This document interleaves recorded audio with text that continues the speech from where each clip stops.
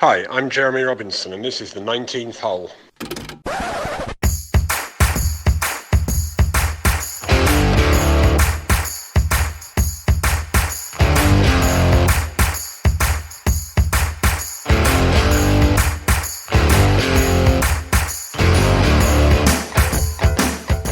Hi, welcome to the 19th Hole podcast brought to you by GLAL.UK. This week we're at the Vale Golf Club in Worcestershire for event 8 on the PGA Europro Tour.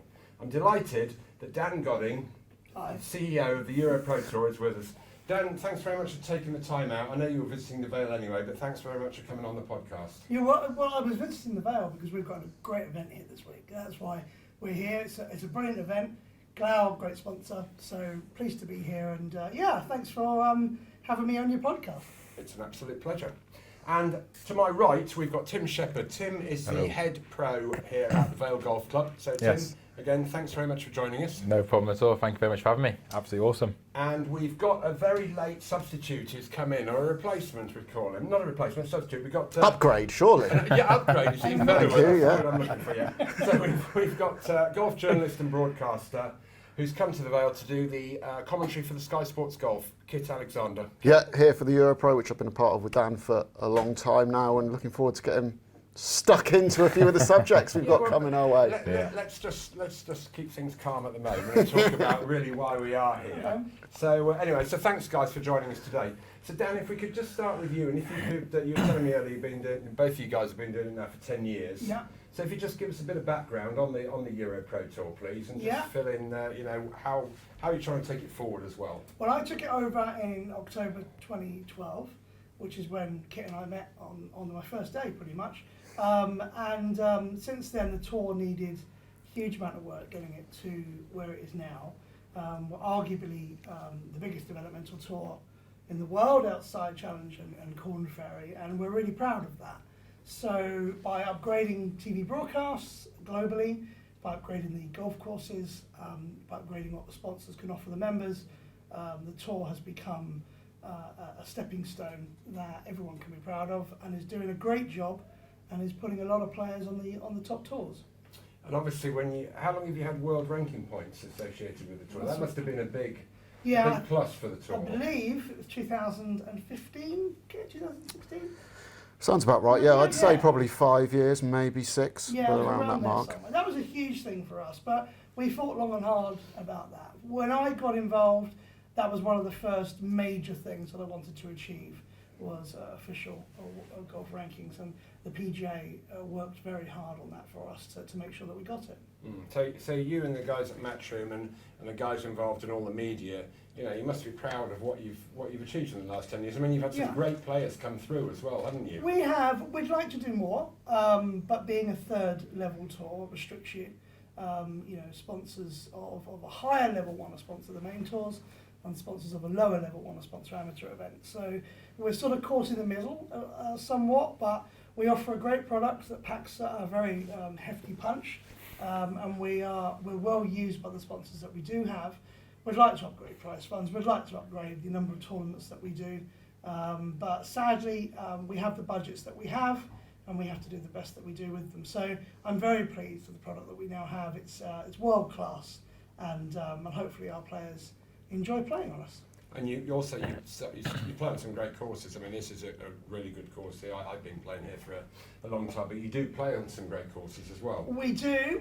I'm a little bit of a golf snob. I thought you were. I learned my golf at Wobbleston. You are a golf snob. The likes of Wentworth. He'll drop some names in now, don't you? We like to name drop on this podcast. And I love a proper golf course that can test you. It doesn't have to be long, but it just needs to test you. And one thing that we do on the Europro is we make sure that the schedule is a complete 360 test of golf. So you get your links golf, you get your heathland courses, you get your hilly lies, your windy conditions. You're tested totally right around the clock on this tour, and that's something that we're really we really focus on. If you play a full schedule on this tour and you come out as number one, then you can be confident that your game is ready for the European Tour.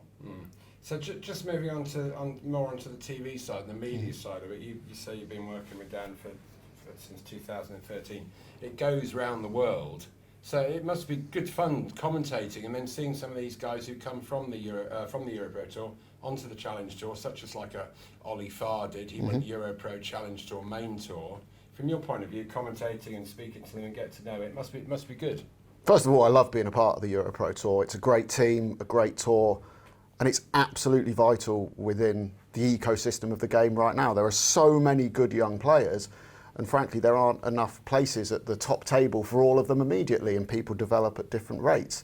It's testament to the quality of the tour, the success that players have had and gone to become on DP World Tour winners, Ryder Cup players. I mean, Tyrrell Hatton, Aaron Rai, Jordan Smith, Marcus Armitage, Dan Gavins, Johnny Caldwell. Can rattle off as many names as you want who just So in the last 4 or 5 years who have come through the tour. Richard Mansell's the latest one who looks like he's going to do really big things. And it's great for me personally to get to know these guys and be able to follow on their journey and as I do other work as well across other tours, the Challenge Tour and more on the DP World Tour now as well. That's great for me to have these relationships. And it's great for me to see that this tour, the Europro Tour, which I've invested a lot of time in my life, and okay, yeah, it's a job, but I love it and I love being part of it and I'm passionate for what this tour does, and it's testament to the quality of the tour, the venues, the standard of the golf and the golfers themselves, that they've taken this stepping stone and been able to go on and achieve what they are in the game. So I love being a part of it because I enjoy it and because I truly believe in what it does in the game and the start it gives these players. And that's something that we've noticed across all of the team, that from Kit, who obviously started me on my first day, John Morgan, who started in that first season as well, to now, to Rachel and bringing Simon on board as well with Gabby. Everyone is very much invested in it. Yes, of course, it's a salary, but Kit gives 1,000 times more than what we give him in the passion that he will then send out across his other broadcasts about the Europro. So we're very proud of that, and it shows that everyone really cares for the tour, which is great. And on the media and TV side of things as well, obviously it's got massive numbers on the social media. I think only the PGA Tour and DP World Tour have bigger numbers, so we punch sort of above ourselves in those terms. And you mentioned the broadcasts around the world. I'm always amazed how many people I meet watch the Europro Tour or recognise me from the Europro Tour or just say hello or follow it. It really does amaze me. So it resonates and it has great coverage and is a great platform. I just got one more thing to say, then we'll come to you, Tim. So you say, he does a lot more work than he gets paid for. You want to watch what you're doing because if people we've got that on camera, right? Paying a lot more money. I was going to say that. We just need a little renegotiation coming up. Actually, I think there's a man, David, what's his name? David Fairty's just moved from NBC. Well, actually, we do have. I'll be asking for similar numbers, but to stay at the Europro Tour. Actually, we were the third largest engagement, obviously in tournament golf, but obviously we're coming on to something. We're now the fourth. So, we'll move on. Third largest engagement of a tour that has world ranking points. Maybe. Yeah, we'll get on to this in a minute. We'll get on to this in a minute. So Tim, you're the head pro, and I've known you since you were a junior member here for a long time. So you're the head pro here at the Vale. You've been the head pro now for 2. Yeah, just shy of 2 years now. So this is the second Europro event here. Mm-hmm. So the benefits to the Vale Golf Club. I mean, I hear some of the members moaning, "Oh, they're just doing this for the Europro," but from my point of view, I think the benefits go back to the members. Europro creates the changes that have happened to the course, definitely. for example, and the members should benefit. Some of them moan, but golf club members. I always think 25% of them join a golf club to moan anyway. I'm not really too worried about playing golf. But anyway, that's only my own personal opinion. We'll talk about that. Anyway, so from the that's why they're banging on the door. Right? Yeah, it's a riot. I've had to lock the door. Barricade but us in. outside of that, so if you could just give us a brief kind of overview of the benefits and what you guys are doing during the week and in the build-up. Absolutely. So the build-up's been absolutely incredible. The hype of the Europro being at the Vale Golf and Country Club's immense. The media, we get to use the Europro logo on a lot of things. So the moment you come into the Vale, you can see the Europro sign there. Even people who aren't golfers who just come to our driving range just to hit golf balls, have fun, they're asking questions. What's this Europro? What's the event? And we're explaining, we get more people involved in the golfing community, which is always a bonus in any shape and form. So it's brilliant.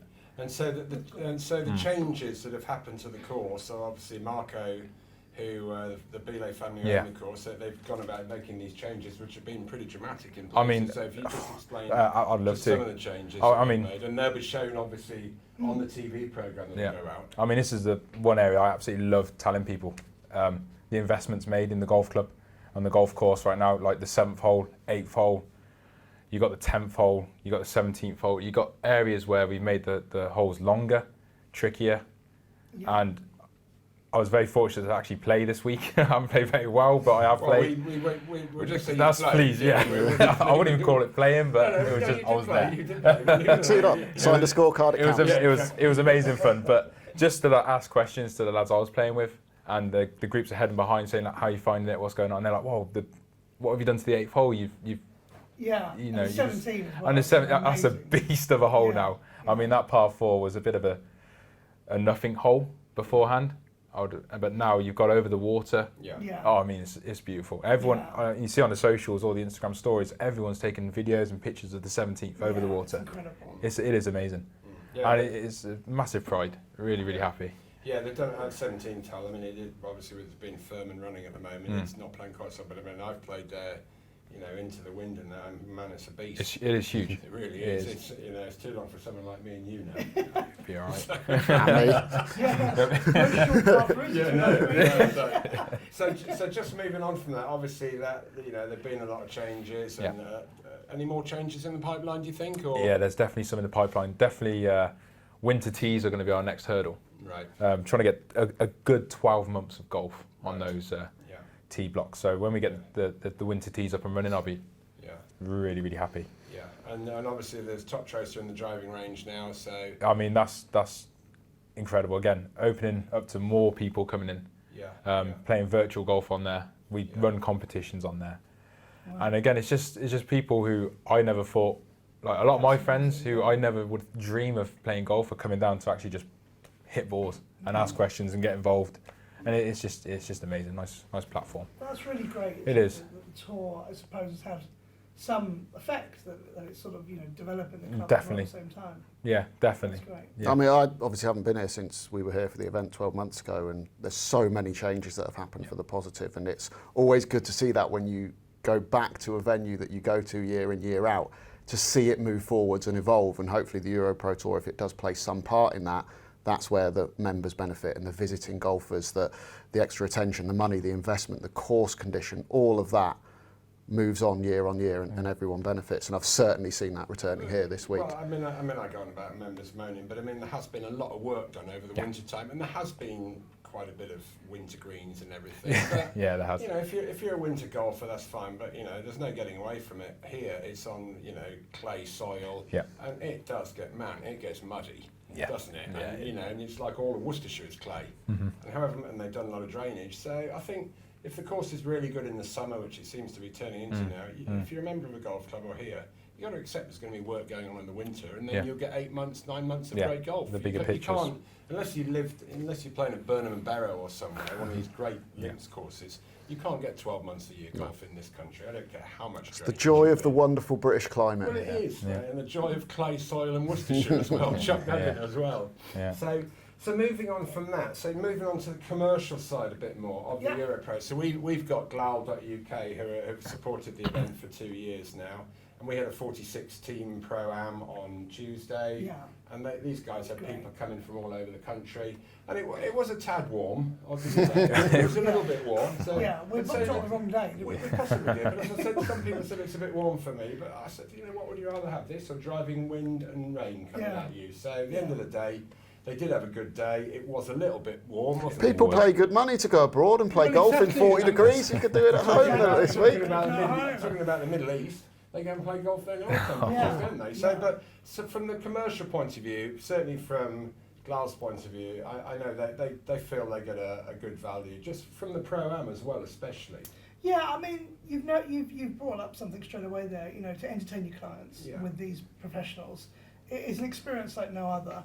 It's not something money can't buy. Of course money can buy that. You can go and do the same on the European Tour and Challenge Tour, but it's an amazing experience for your clients, especially when you're just down the road.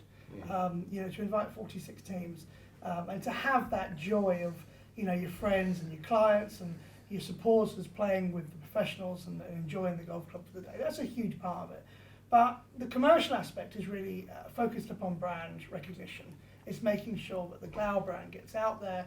We're using social media to continually push the product, to push the brand, and also, supporting the event is not just an event. It's a case that Vale have 365, 7 days a week, whatever, to promote their products across the year on the Europro Tour to the entire golfing market. That's pretty much what we offer our sponsors, and then obviously you add the Sky Sports program on top of that as well, which 500 million homes, 138 countries. So it's a huge punch for a sponsor of what you could say is a small event in terms of golf, but it's but we offer a lot, and we really focus on what we can commercially offer our sponsors. Yeah. And I mean, we had probably half a dozen members teams. Yeah. And the members teams who buy the teams, it's great that to me that they buy a team at their home course. Because one, they want to be involved in the event. They don't usually get it. But also those ones who are buying a team are putting a value on playing with a professional golfer. Yeah. Where some of them come up to me and go, I'm not paying that kind of money to play on my home course. Well, you've got to put a value on playing with a pro. Yeah, haven't absolutely. you? That's the thing. Yeah. And they're young guys, these guys, and they're, the prize money, as we know, it's not huge prize money, but these people who play with the amateurs, I mean, some friends of mine who've been playing the members, they've loved it, and they've been looked, and the pros have had a good time, and the amateurs, so it's great. They make a bit of friendship, but I think it's important that the members at a golf club, I mean, we're all pros or ex-pros or has-been golfers or something like that anyway, but you've got to, we're counting in that. Very generous. The members have got to put a value on, and a sponsor's got to put a value on playing with a pro. He might not be a household name, but well, the he's a thing good is, golfer. he might be a household name one day, and if you played in a Europro Pro-Am with Tyrrell Hatton, and then you get to see him in the Ryder Cup, or with Jordan Smith, and you get to see him lift a DP World Tour title, any of the other guys I've named already, even the ones that just make it to the main tour but maybe don't win, what price would you put on saying, I played with him early in his career, I've got this story, I've got that story, what a great day it was, I know that guy. Yeah, and in fact I think they go a bit further, some of them, they actually say if he hadn't played with me, he wouldn't be the same player he is now. Well, and who's to dispute it? Who knows? Who's to dispute it? It's funny actually, you should say that the amount of times that we'll get that type of opinion from the members about paying to play on their own golf course, and then they'll come off after 18 and they'll become an actual supporter or sponsor of that player. It happens so many times across the season, where it's almost like having your own racehorse. It's a lot cheaper than having your own racehorse, and it's very exciting, to constantly see these players develop. And any guys, I mean, the 46 that played in that Pro-Am, I mean, seriously, any one of those 46 could be Ryder Cup or European Tour, US PGA Tour in the next few years. But we manage some young golfers and that, and they're not household names. I genuinely like to see them doing well, but I think it's so important that the members, and not only here but at the other events you run, do put a bit of value on playing with a pro. I mean, you can't get a plumber around to your house and say, you're a nice bloke, but I'm not paying you anything. Yeah. It's the same. Yeah. I look at it and say, I've always kind of said the same thing about it. So it's really good that we have a good pro-am here, and the members do seem to enjoy it. And the members actually get behind the event pretty good, because there's loads of volunteers out there, aren't there? That's what I'm going to say. The army of volunteers we have these last few days, it just shows that they're not really too fussed about almost giving their course up for a week. They're more than happy to, because they all get involved as soon as they love it, absolutely love it. And the smiles on the faces, I was just sat on the balcony just watching all of our members come in, and they're just smiling like ear to ear, just loving it. What a great day, and get a bit of conversation going with the pros and saying what lovely people, and like what a great atmosphere. And I was like, that's the Europro Tour for you. So just changing the subject very slightly at the moment before we get on to the main topic of conversation. I just want a quick brief from you three guys of how you actually got into golf. You're a golf snob. As you clearly admitted. So just say why you are a golf snob. When and how did you become a snob? Well, I was very lucky enough to grow up in the mecca, really, of UK golf courses. So I grew up in Surrey, and I thought you were going to say like Hillside. I was able to play some of the best courses from a very young age. And of course, when you were a junior, back then in the 90s especially, membership to these courses was so cheap. And so affordable. And we had some great professional golfers. I mean, Jim Christine at Orpelston, some real high-level professionals teaching kids, you know, that were joining for £75, £80 a year, you know, and it was a good time. Since then, I love, like everyone does, a very nice venue, and by what I mean that is not long, not short, not tight. What I mean by that is a venue that can test you fairly. And some venues, especially for the pros that we've got on this tour, have to be long.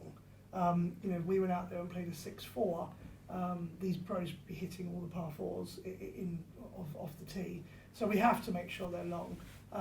But still, when we come to a venue like this, and the work that Marco's done recently here, and the team have done to improve this golf course, is just sending it into the higher levels of championship venues. And you know, the Vale is becoming, I think, one of the best championship venues in the UK, and we'll definitely be holding, you know, larger events than us if they wish to do so. Well, that's yeah. high That's praise amazing, for a golf yeah. snob. That's pretty cool. Yeah. Exciting. So before you were a junior member here, I remember when you were a junior member here. So you just started playing golf, just what, for the fun of it? No, I absolutely loved my rugby at the time. Oh right, okay. And my brother actually had lessons given to him for his birthday. Yeah. Didn't want them, said, do you want them? I was like, you know what, how hard could it be? And from literally the first moment I hit the ball, fell in love. And the PGA Pro at the time, who gave me my first ever lesson, I now teach him. It's just absolutely That's incredible. nice. So it just shows how Love that. it all spins around. So no, that was it really. Loved it. And you're kind of into sport and golf? Yeah, I played a lot of football when I was growing up, and not too dissimilarly, it was kind of a weird lesson thing. My dad got a free lesson when he joined a gym. I just went along and hit some balls in the bay and was making all right contact, not really knowing what I was doing, and the pro just said, you should get your lad into it as well. I think I was 15 or 16, so just sort of played, and coming into it from a professional level, I've come from a journalistic background, so I've got a master's in magazine journalism. I went and started writing for golf magazines straight out of university. I've written for the 3 major ones in the UK, Today's Golf for Golf World, and now a little bit for Golf Monthly as well. And the broadcast thing kind of came along a little bit by accident when Dan saw me interviewing a few players 10 years ago. Yeah. Asked me if I wanted to do that in front of camera. Story, actually. So you are a golf professional, really, then, by the sound of it. Professional at talking about it.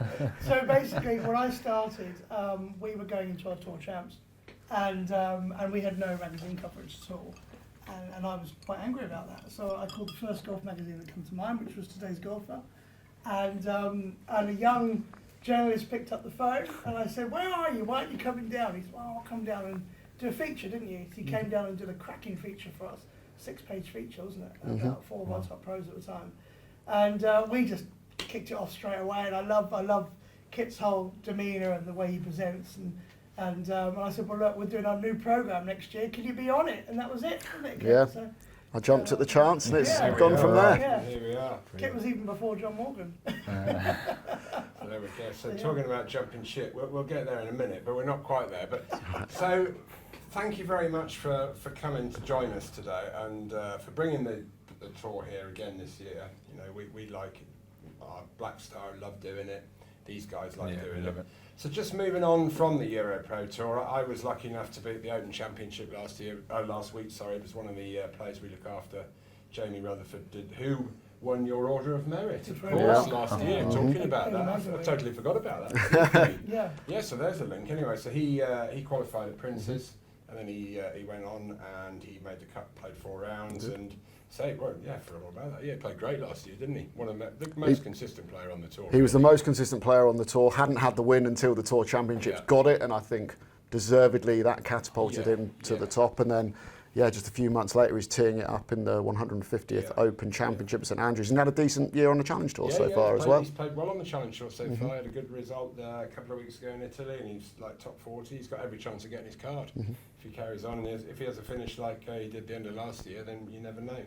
So it was a fantastic Open Championship, obviously the 150th, St Andrews, all the build-up, but there was talk about other things. And on our podcast, this is, we've had a few so far, we've always had to have a little mention about the way golf is changing, whether it is for the better or for the worse. Golf, in my opinion, in amateur situations, and the whole golf kind of thing is booming at the moment, and it's boomed since COVID. A lot more people playing golf now, and it's picked up and everything. And there's a lot of money in the game professionally wise, and then all of a sudden there's a serious amount of money coming into the game. So we all know what we're talking about. We're talking about Live Golf, and obviously yesterday the European Tour have effectively sacked their Ryder Cup captain, which 2 years ago no one would ever dream. People were talking about who's going to miss out to be the Ryder Cup captain. Is Westwood going to miss out? Is McDowell going to miss out? Like Sandy Lyle missed out. Absolutely, every generation there's often one who misses out who should be it, and we were looking at that again. And now, well, I might be captain soon. Well, I don't think so. But you know, so from a journalistic point of view, I'll start with you. I'll start with you. What's and in your fraternity of journalists, etc. I mean, obviously, it probably split down the middle, but what's the feeling of your kind of guys? To be honest, in all honesty, it isn't split down the middle.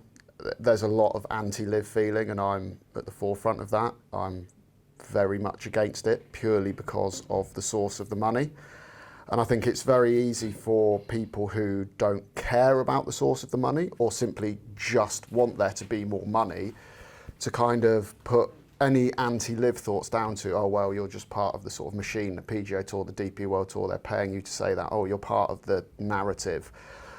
And I think in all honesty, certainly myself and any journalists I know, there's no pressure there. We're just offering our honest opinions for the most part, and well, entirely to my knowledge. And my honest opinion is that the Live Golf's involvement is negative for golf. And that is on the basis of where that money is coming from, and therefore the purpose of it. It is coming from Saudi Arabia and their regime through the PIF. Now, they've not just suddenly woken up and gone, oh, we really love golf, we've loved it for a while now, let's get involved. The reason they are getting involved in golf is purely for sports washing. Let's not beat around the bush. That is why they are getting involved, and therefore all they want to do is create a better image for themselves by aligning themselves with a game that for hundreds of years has been thought of in terms of integrity and etiquette and self-discipline and determination, all of those great characteristics that you want and that you need to succeed in golf. They want to align themselves with that in order to make themselves look better as a regime, despite the fact that women still live largely as second-class citizens, that it's illegal to be part of the LGBTQ plus community, that they beheaded 81 people earlier this year, that they've murdered a journalist on foreign soil. All of those things they want to make look good by investing in golf. Now, because that is the reason, in my opinion, they don't care about golf. They don't care about the current ecosystem. They don't want to grow the game. And incidentally, if they did, I would hazard a guess that stealing the Ryder Cup captain, Europe's Ryder Cup captain, when the Ryder Cup is the single biggest event in golf, is no way to go about growing the game if they were trying to do that. So the whole source of the money means they are coming in, they want to blow up the current golf ecosystem. They don't want to work within the structure, within the tours. They want to steal from it and poach from it. And they don't care what they do to golf. And they could, in 2 or 3 years' time, say, well, do you know what, we're bored with golf now, or we're not going to put quite a focus on it. We'll invest in other areas in which we want to see growth, which they have done with many sports. And then where would that leave golf? For me, I don't like where the money's coming from, and I don't like what that's doing to the game and what it will continue to do to the game as a result of that. So from a man, from a man who runs a tour that is a feeder tour, not a feeder tour, but attached to the European Tour, what's your views on Live? And then I'll give you my views. Okay, well, I suppose where my views are, really are quite simply that, you know, to develop the game, you need to develop the source. And, you know, we aren't, as I said earlier on, about being, you know, the world's leading developmental tour outside Challenge and Corn Ferry. I would have thought that one of the first phones to have rung would have been mine, to ask, how can we develop the game? We haven't had any communication whatsoever from any tour, not just Live, but from the DP World Challenge as well, about how we can further it, how we can develop it, how we can invest. And that is something that saddens me a little bit, with so much money at the very top end of the game right now, for absolutely zero to come down to the developmental stages. Now, it's not the same across the board. I mean, when you look at football, clubs have academies. Golf tours don't have academies. We are effectively the DP World Tours, the European Tours Academy at the bottom grassroots. That's what we effectively are. And we are doing it completely all on our own. There's no federation, there's no government backing, there's no golf support from England Golf. We are doing it completely on our own. And that is something that with these larger tours and more money coming into the game, I'd like to see get fed down. With regards to the DP World and Challenge Tour, look, we get 5 cards each year for the Challenge Tour. We're proud of them. We've worked with the Challenge Tour for over 20 years now. We love the guys at the European Tour. We love the guys at the Challenge Tour. They're great friends of ours, and we've got a cracking relationship. And we will continue to have that cracking relationship unless I'm told otherwise. So I'm a little bit worried as to where the golf is going right now at the top. I'm a little bit concerned as to, hopefully the top end isn't being devalued in any way, because we offer our members a great stepping stone now to the European Tour, and now, which has just been confirmed, they get the stepping stone now to the PGA Tour from 2023 onwards. So, look, it's a great product. We're in a great place. So, I'm pretty confident at the moment that what we are doing is the correct thing. I mean, I take on what you were saying about sports washing. In my opinion, I'd say that sports washing's been going on for years with the Olympics. That's always been. Oh, they've not invented it. They're just doing it well. Yeah. No, I agree. But my own view on the situation is, I think that personally, the European Tour and the PGA Tour knew this was possibly coming. And of whether it's sports washing, wherever the money's coming from, what I'm talking about now is where really is the European Tour going. I mean, I played on the European Tour, and when I was playing, and certainly when I could vaguely play the game in the mid-90s, there was nearly parity between the two tours when the exchange rates were pretty similar, etc. And at that time, it seemed, the European Tour tried to keep their best players. That's what they did. They tried to keep Seve and Faldo and all these people who built the Ryder Cup, tried to keep them. It just seems to me now that, and I think it's sad that the European Tour is 50 years old this year, and now they're giving the top 10 players each year on the European Tour, as a journalist wrote, in 3 years, the top 30 players in the European Tour will be all PGA Tour players. I think that's a really interesting point, and Dan, you alluded to it there. Now there is this definite pathway where the top 10, not otherwise exempt at the end of each season from the rankings on the DP World Tour, get a PGA Tour card. Now I shared kind of a certain amount of shock with the golfing world, I think, to see that put in writing in this agreement. But I think, let's be absolutely honest about this situation.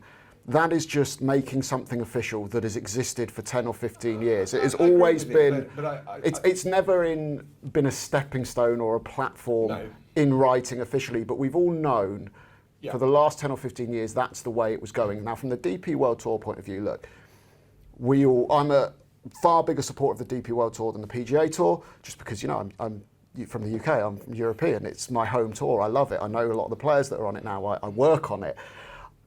But we can say the DP World Tour is level with the PGA Tour and try and fight that until we're blue in the face.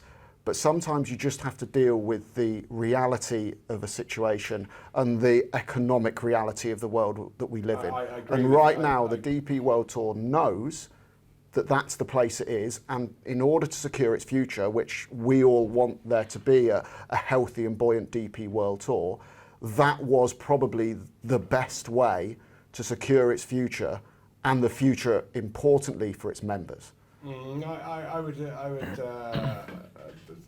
possibly agree with you. I think that there was a long pause before you were deciding which way you were going on that.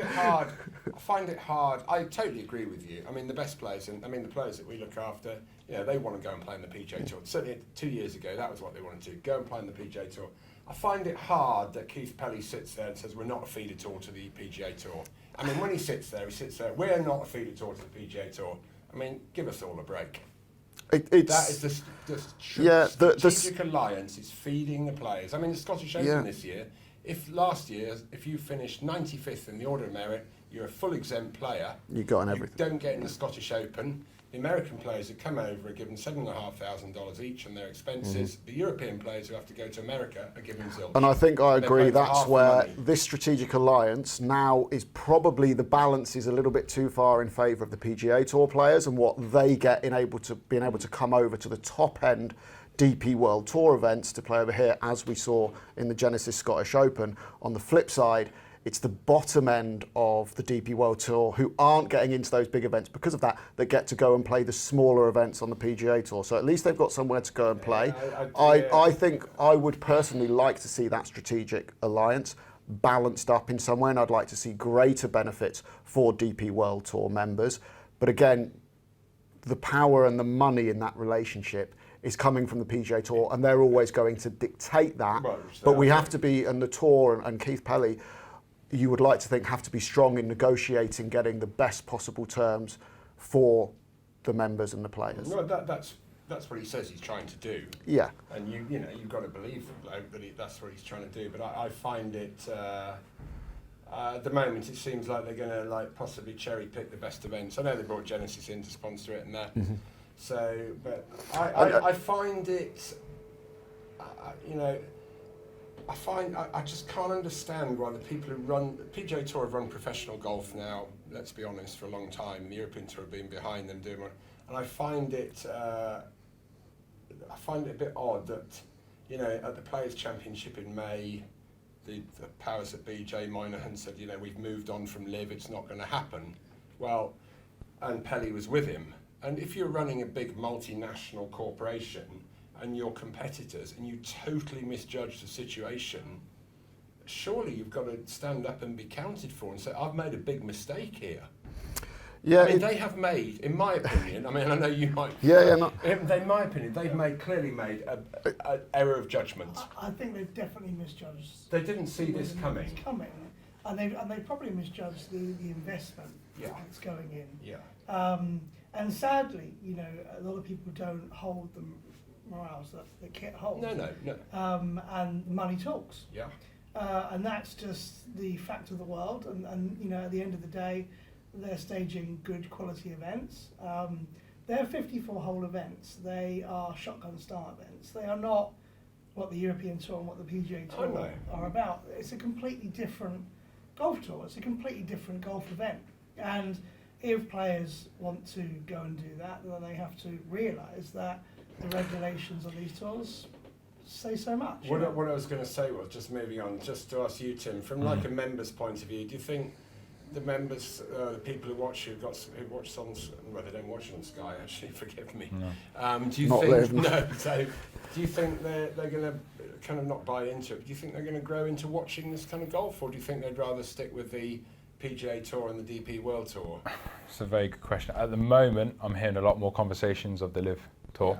Yeah. I think, like you mentioned about the way, I know it's a massive part of it, put the money to one side and look at it as an event. Personally, I think the event itself is modern. Yeah. I like what they're doing with the shotgun starts. I don't know why. I think gone are the days of the 5.5 hour rounds. If we're getting them shotgun starts going. The live music, I like that. You're talking about where the money comes from. I don't like that. I know here's a talking point. It's huge. I mean, really, yeah. I mean, we could go on talking about this all night long. As you said, we could talk for 4 hours a bit, but then, which we're not going to do, so I'm going to go into. The next question, really, to all of you is, and this is the question, is where, I mean, golf at the moment is in a mess. I mean, you look at the way the R&A dealt with the Greg Norman situation the other day, which I thought was, I'm a big fan of the R&A. I think they did great things, but what they did there, I think, was wrong. To their defence, Greg Norman has not turned up to a lot of recent Opens. So if he now suddenly wants to turn up to one, they're looking at that and going, well, you've not turned up the last few years. Why do you want to come this year? Because you've got something to sell.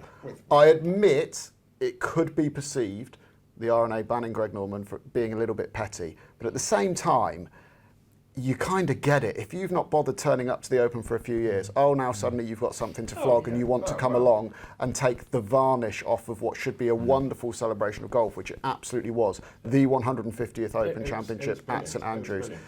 But what you're saying there leads me really into the kind of summing up with Liv and finalising the conversation on it. the big question is you're going about tarnishing and stuff. Where do you think by Christmas time? Because obviously, clearly, there's Stenson's now gone. He's the biggest one. They've gone after him. He was going to go before the Ryder Cup.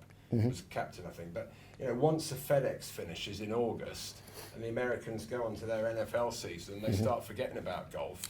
And some of their big players are sat there at home and seeing some guy winning 4 million and another 4 million. There's going to be more go. We will see more go for next year. And I think contracts have already been signed. Yeah, the question is, where do you think in the 1st of January next year, where do you think golf's going to be? Do you think those letters from Augusta will have fallen on the doorsteps of the LIV players? So the future success or otherwise of LIV Golf boils down to 2 factors. That's whether it gets world ranking points, and then that is directly related to the second factor, which is access to majors. If LIV players don't have access to majors, that is a huge sticking point, and that will really threaten the future of the tour. If they're not accruing world ranking points by playing in LIV events, unless they've got an exemption for a major by previously winning one, now a few of the top players do, but certainly not all of them, then they will lose their ability to qualify for the majors.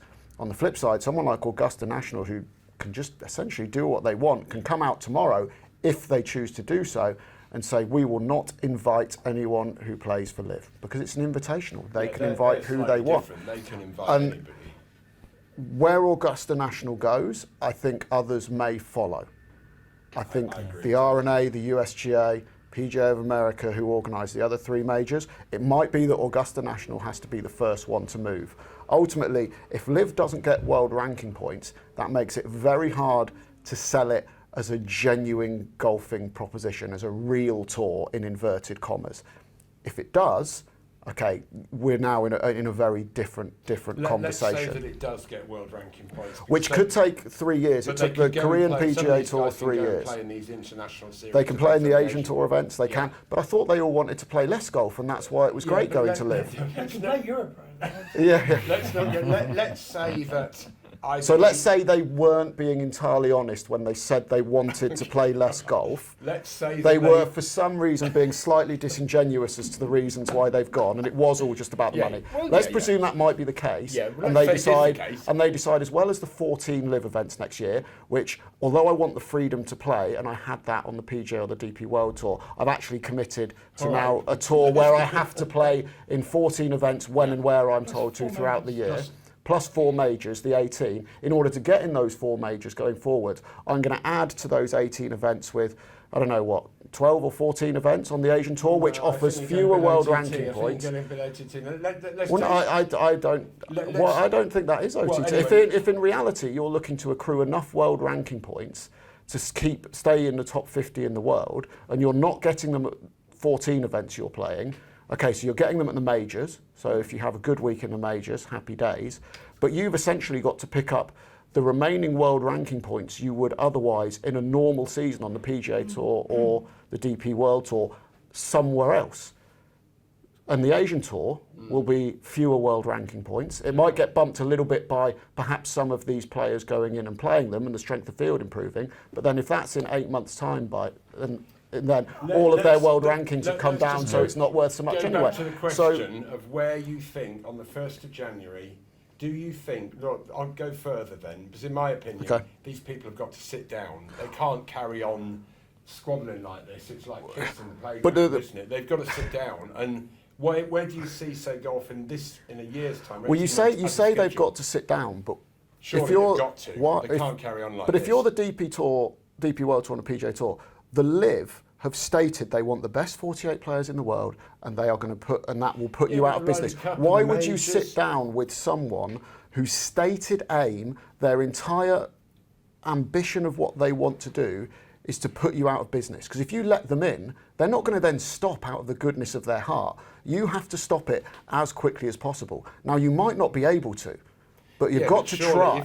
If you had someone from the PGA Tour and the European Tour were going to try, if they, at the moment I see it, there's a lot of egos going on, and people won't talk. I think the key is we're all looking at it as the game that it is currently today. Yeah. As the game that it is, you need world ranking points to go and play major tournaments. we're looking at it, you need to start looking at this in a completely different way. The Live Tour might not get its world ranking points, and there's a high chance of that, considering who's on the board that gives those world ranking points over. But then again, do they need them?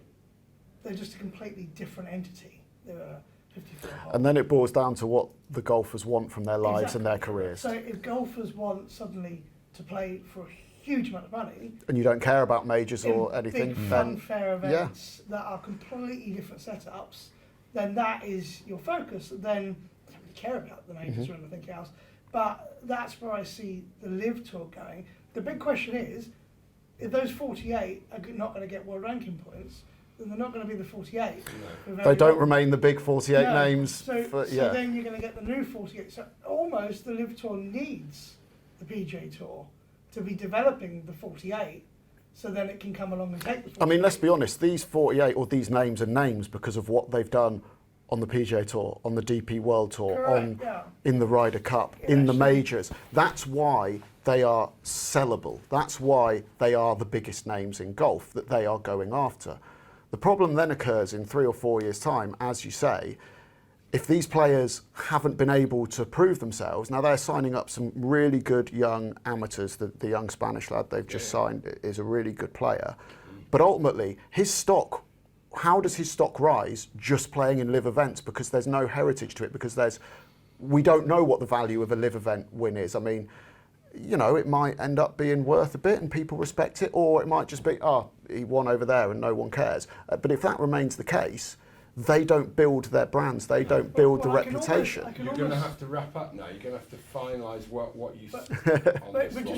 As you rightly say, we could go on for hours. It's almost going to become an issue that when the PGA Tour sign a player comes a member, they're almost going to have to sign a contract that they stay with that tour for 10 years. Otherwise, there's a humongous fine. Because if they become the development to the Live Tour, and they're constantly building these players to 48 and then losing them suddenly. And protection against that is exactly why the PGA Tour and the DP World Tour have to stand up to Live from their point of view in terms of protecting your business. Yeah. And protecting the golf ecosystem as a whole. Anyway, as you rightly said, we could go on all night. We could. By the sounds of it, there'd be no TV program. Well, no, exactly. Yeah. We'd be locked in here and getting a Domino's pizza. Where do I think golf's going to be in January? I think it'll be exactly where it is now. I think we're going to just continue to see battles in court, essentially, and it will get messier. And from a club perspective, you know, golf is just going higher and higher and more in the news, which has got to be really in a funny sort of way. It's taking it to the front pages nearly. It might do one day. They say no, all publicity is good publicity. There's no such thing as bad publicity. I think in certain instances there can be, and I think the image of golf is not good. Tarnished. Yeah, that's what I think really. Finish off. This is why, anyway, we won't go on, but I think the image, they've got to be careful with the image of golf. Everybody concerned has got to be careful. They all have. Anyway, so that you guys can make a TV programme tomorrow, because the main reason you're here is for the Europro Tour. It's not for the Live Tour. Correct. Very much. Get out of this Well, that's what I'm telling you anyway. Yeah, exactly. So, anyway, I'd just like to thank you all for coming. Tim, thanks a lot for joining us tonight, and you've done a great job this week, and thanks for the help with the pro-am and everything. That's all good. It was great, and hopefully from the golf club's point of view, the event will be a success. Definitely. From your point of view and your point of view, thank you very much for joining Thanks me for tonight. having It's been us. interesting. It's been great. It's been very good. We need another tape on the camera. I know. To be honest with you, we can put up another 3 hours. Yeah, it's been good, but it will be interesting to see where golf is come this time next year if we're all back in the same room. You know, you just never know. But anyway, hopefully golf won't be tarnished and it'll carry on to boom. And good luck with the Europro Tour for the rest of the season. Yeah. And we look forward to hopefully seeing you here again next year. Definitely. Brilliant. Thanks very for much, having guys. us. Thank you.